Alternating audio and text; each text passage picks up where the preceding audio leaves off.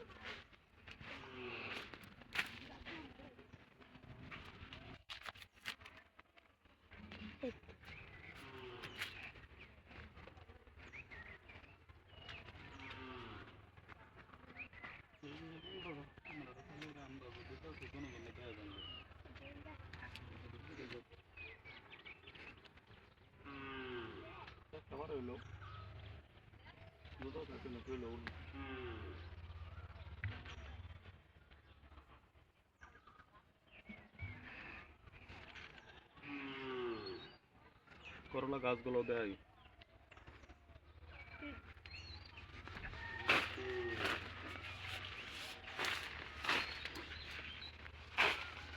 আজকে এখানে সার দেওয়া হচ্ছে। সার কিভাবে দেওয়া হয় আপনাদেরকে দেখাই। মালচিং করা, মালচিংয়ের ভিতর দিয়ে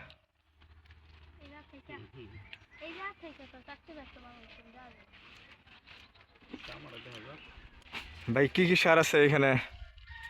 এখানে সার আছে, ইউরিয়া আছে, ডিআইপি আছে, পটাশ, জিপসাম, হ্যাঁ, দানাদার কীটনাশক। এটা কতদিন পরে পরে দেন এটা খাবারটা? 15 দিন পর পর। 15 দিন পর পর। হ্যাঁ, দেখেন আল্লাহর রহমতে, এই যে দেখেন